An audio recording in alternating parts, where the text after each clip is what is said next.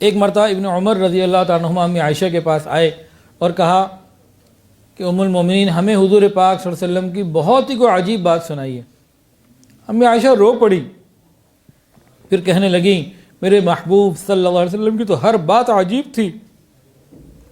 ایسی محبت بیوی کے دل میں ہو کہ شوہر کے جانے کے بعد یا شوہر کے پیچھے تذکرہ ہو تو بیوی کی آنکھوں سے آنسو نکل آئے، شوہر کی یاد کے ساتھ دل تڑپ جائے، مچل جائے۔ یہ کب ہوتا ہے؟ جب شوہر نے زندگی میں محبت دی ہو۔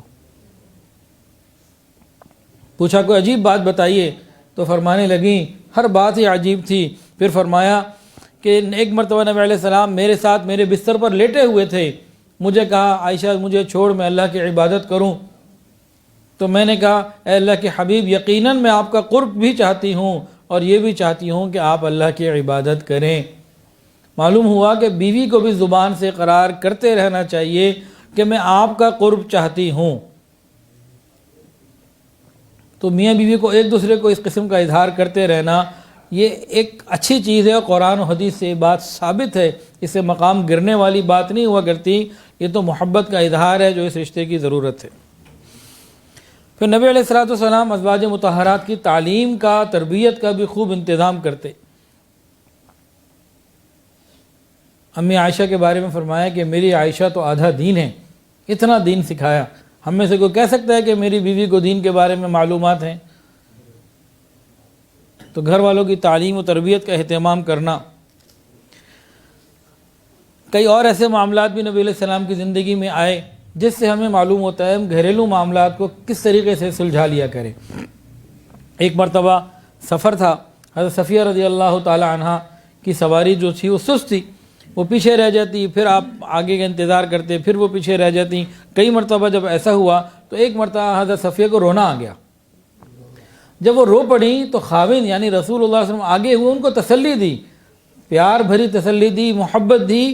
ان کو جب وہ تسلی ملی تو انہوں نے کہا شوہر کو قرب مل رہا ہے، تو انہوں نے اس قرب کو زیادہ حاصل کرنے کے لیے زیادہ رونا شروع کر دیا۔ اور جب کافی دیر ہو گئی، جب ضرورت سے زیادہ ہو گیا، تو نبی علیہ الصلوۃ والسلام نے خاموشی کا اظہار کیا اور ایسا برتاؤ کیا کہ وہ سمجھ گئیں کہ نبی علیہ السلام کو میرا اس طریقے سے ضرورت سے زیادہ یہ عمل مناسب نہیں لگا۔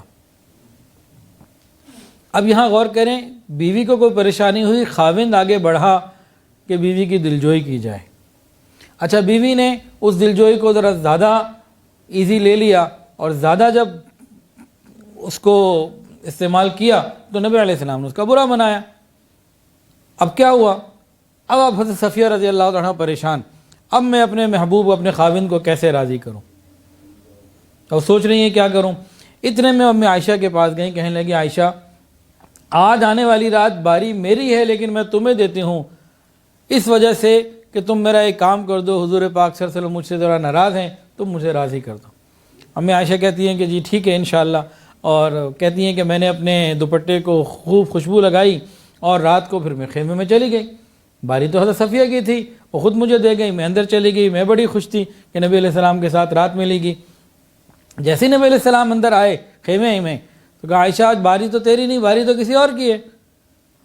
تو کہنے لگی ذالک فضل اللہ یؤتیہ من یشاء، اللہ کا فضل ہے جسے اللہ عطا کرتے ہیں۔ دونوں جو چیزوں کو دیکھیں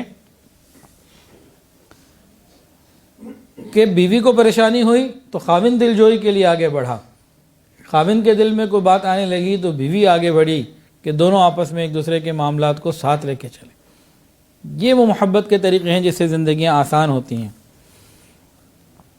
ایک مرتبہ نبی علیہ الصلوۃ والسلام سفر میں ہیں اور حضرت صفیہ کا جو اونٹ تھا وہ بیمار تھا، تو حضرت زینب رضی اللہ تعالیٰ عنہ کو کہا کہ تمہارے پاس ایک اونٹ فالتو ہے، تم اپنا اونٹ ایک صفیہ کو دے دو۔ کہا میں یہودیہ کو کیوں دے دوں، یہودی کی بیٹی ہے وہ، میں کیوں دے دوں۔ نبی علیہ الصلوۃ والسلام حضرت زینب سے کافی دن تک انہوں نے بات چیت نہیں فرمائی، تربیت کی کہ دیکھو یہ تمہیں طعنہ دینا اور اس طرح کی بات کرنا مناسب نہیں۔ اسی طرح کا ایک واقعہ اور بھی ہوا۔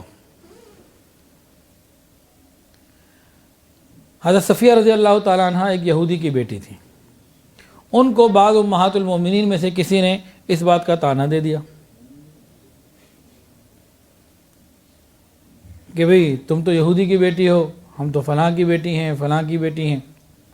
ان کو غم ہوا، نبی علیہ السلام نے ان کو غمگین دیکھا، بیوی کو پوچھا کیا ہوا؟ کہا کہ مجھے جو اس طرح کہا گیا تم یہودی کی بیٹی ہو۔ نبی علیہ السلام نے ارشاد فرمایا کہ تم نے یہ کیوں نہیں کہہ دیا کہ تم ایک نبی کی بیٹی ہو، ایک نبی کی بھتیجی ہو اور ایک نبی کی بیوی ہو؟ بیوی میری ہو اور بیٹی اور بھتیجی حضرت موسیٰ علیہ السلام اور حضرت ہارون علیہ السلام کا ذکر فرمایا۔ تو بیوی کی دلجوئی اور محبت کے ساتھ معاملات کو حل کر دینا، یہ نبی علیہ السلام کی مبارک زندگی کے اندر یہ رہتا تھا۔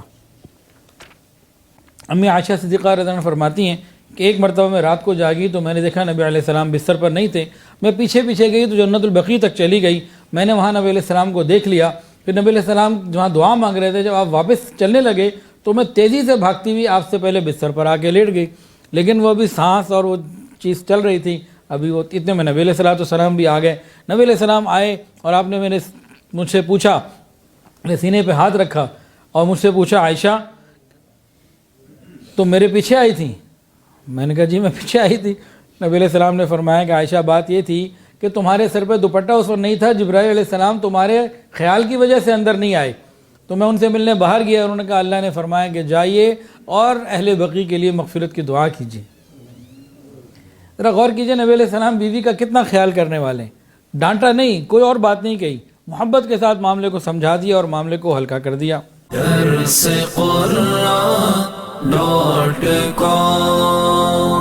www.darsequran.com